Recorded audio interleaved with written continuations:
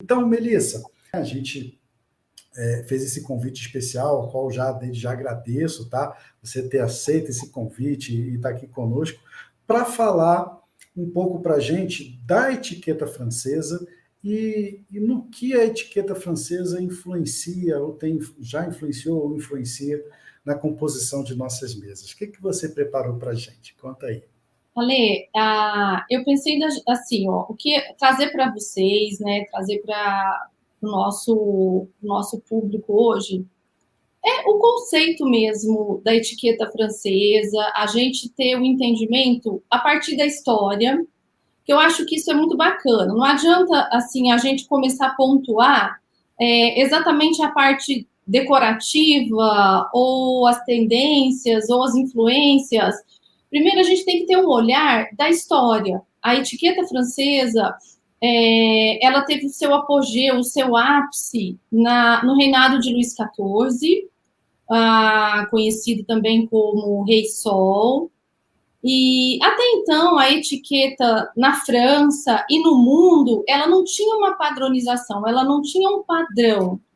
E a partir do momento que Luís XIV sonhou com aquela corte, sonhou com Versalhes, e a nobreza, os nobres começaram a frequentar Versalhes, ele tinha um incômodo daquela falta de padronização do comportamento. Isso era uma coisa que era muito presente no rei, aquela vontade, aquele gosto pela beleza, pela padronização, e então começaram-se as regras de etiqueta. Então, e a gente tem que ter esse entendimento de entender que era um momento também que a França era um espelho. A França, ela era uma imagem que o mundo queria refletir. Então, tudo que a França estava no olho, né? Era o momento. Então, o que acontecia? Tudo que se usava na França queria se repetir nos outros países na moda. A gastronomia começou a ganhar também o know-how e começou-se a ter o gosto pela mesa. E a etiqueta, quando na França começou-se a ter modos para se sentar à mesa, modos para se comportar, regras, situações habituais como regra, isso começou a ser repetido no mundo e nos países vizinhos. Então, a primeira coisa que eu acho para a gente falar de etiqueta francesa é entender a raiz da etiqueta, quando dessa etiqueta de comportamento que a gente conhece, de padrão, de regras. E a gente faz uma leitura trazendo para o Brasil. Quando a gente fala aqui no Brasil, a gente pensa muito em duas etiquetas, que principalmente é a base da etiqueta do brasileiro, que é a etiqueta americana e a etiqueta europeia, que é o que se fala, né? E quando a gente fala de etiqueta europeia, aqui no Brasil e em muitos lugares, associa-se automaticamente à etiqueta inglesa. Mas a etiqueta inglesa, ela se inspirou, ela derivou da etiqueta francesa. E isso aí tem também toda uma questão histórica. Por que é tão parecida, mas não é exatamente igual? Porque, historicamente, o inglês e o francês, eles entraram em guerra, eles brigaram, e eles, historicamente, tinham sempre essa questão de rixa com a Inglaterra, com a França. Isso é histórico, quando a gente estuda, né? Que a gente vê as revoluções, as invasões. Então, o que acontece? A Inglaterra se inspirou na etiqueta francesa. E, lógico, a gente tem a etiqueta inglesa, toda a história da etiqueta inglesa, mas a gente tem que ter esse entendimento de que quando a gente fala etiqueta europeia, a gente não está falando exclusivamente de etiqueta inglesa, porque às vezes, aqui no Brasil, já escutei isso em algumas vezes. A etiqueta europeia é a etiqueta inglesa. Não, também é, porque a gente tem a base que é a etiqueta francesa. De tanto que é falado que a gente até acredita que seja realmente. Sim, e aí entra uma coisa super interessante. Quando eu comecei a trabalhar com etiqueta e estudar etiqueta, eu viajo para a França já há muitos anos, já de antes de trabalhar com etiqueta. E a França é um país que é uma paixão minha, do meu esposo, então a gente sempre viajou e eu sempre fui uma apaixonada pela cultura francesa.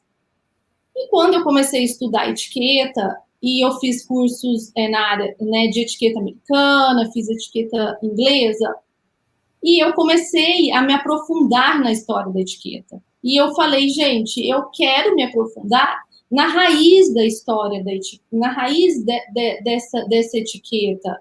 Então, quando você estuda a história da etiqueta e você vê que o início foi na França e que a raiz dessa etiqueta ela foi francesa, isso foi algo que foi um dos meus starts para estudar a etiqueta francesa como profissão mesmo e fazer o curso na França, que foi outra coisa que era para mim muito importante, fazer um curso em Paris, e poder depois, foi aí que eu falo que nasceu o Tour Art de la Table, porque eu senti essa necessidade de poder passar para os clientes, para as alunas, esse conhecimento, essa oportunidade de entender e conhecer mais profundamente a etiqueta, né? Então, porque eu falo, sabe, Ale, que o profissional que trabalha com mesa posta e principalmente com etiqueta,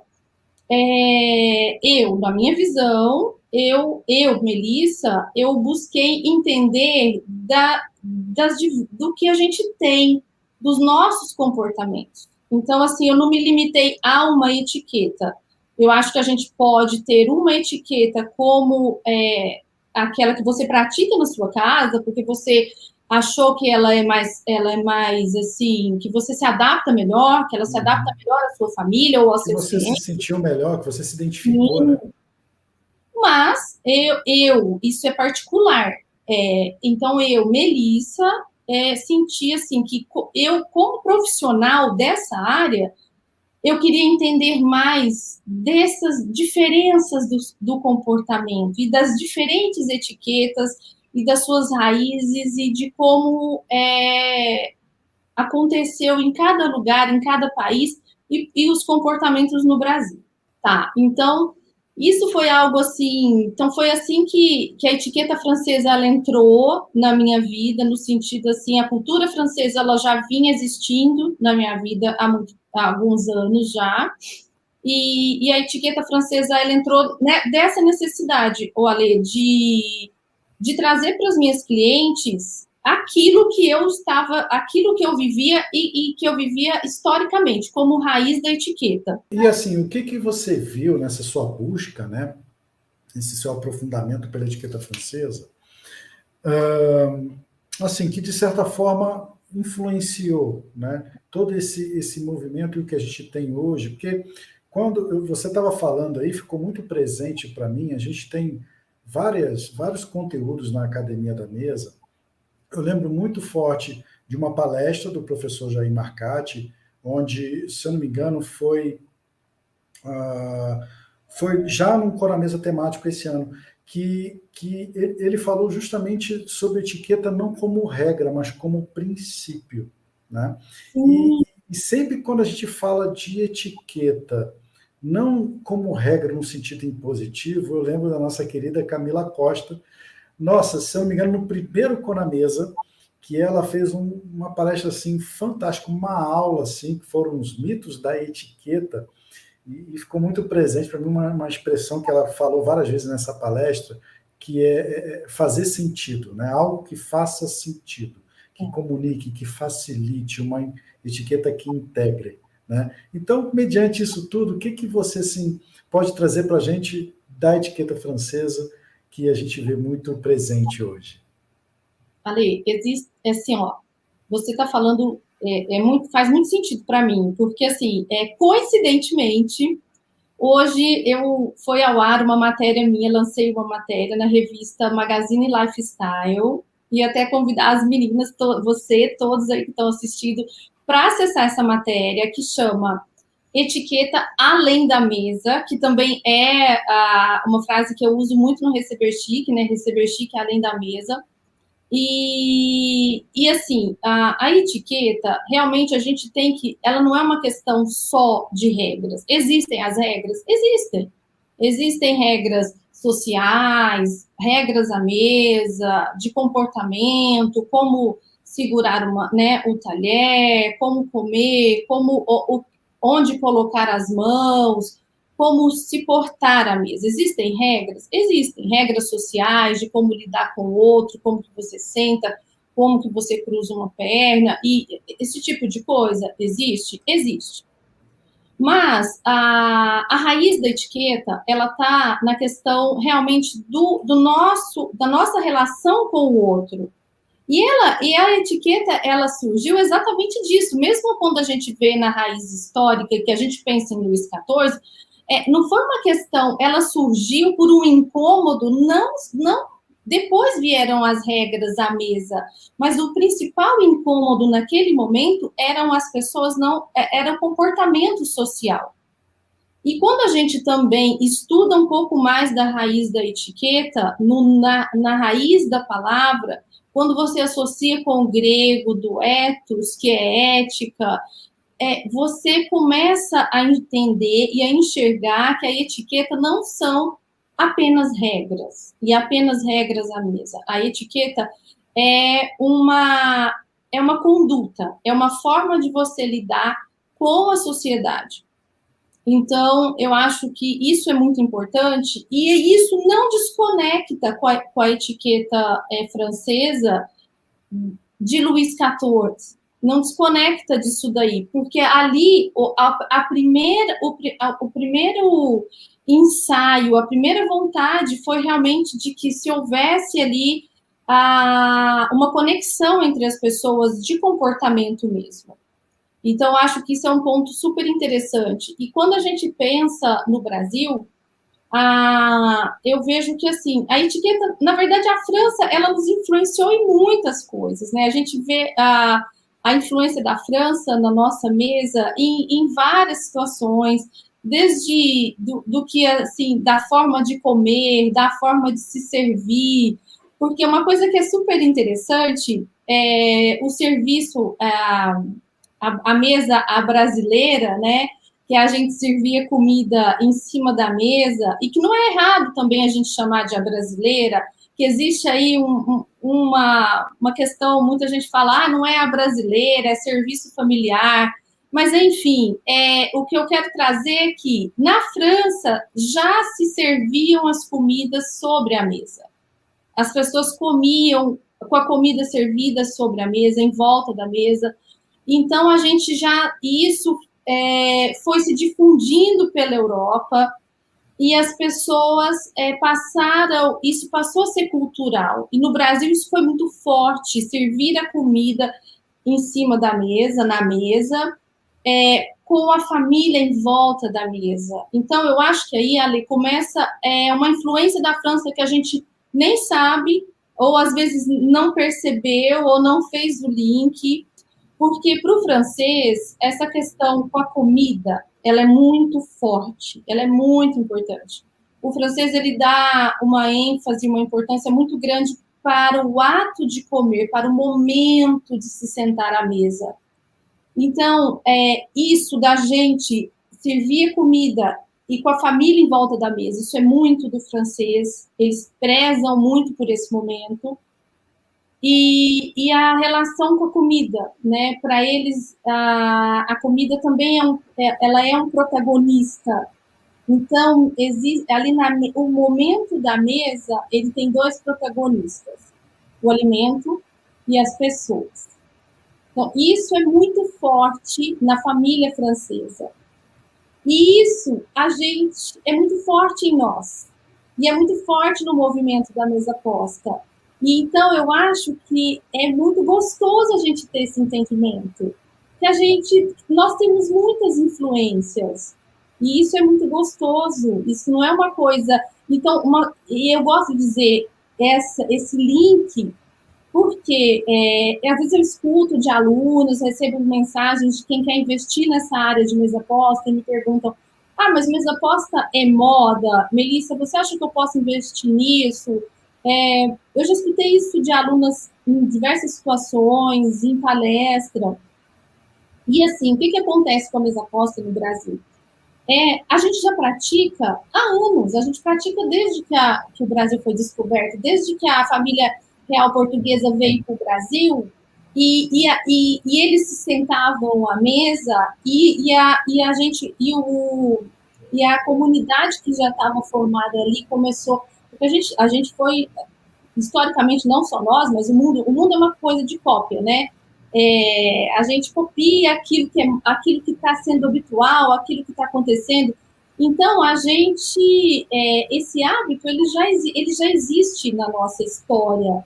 Então, é que nem eu falo, o Instagram, e eu acho que as redes sociais, eles nos ajudaram a falar disso daí, a falar desse hábito.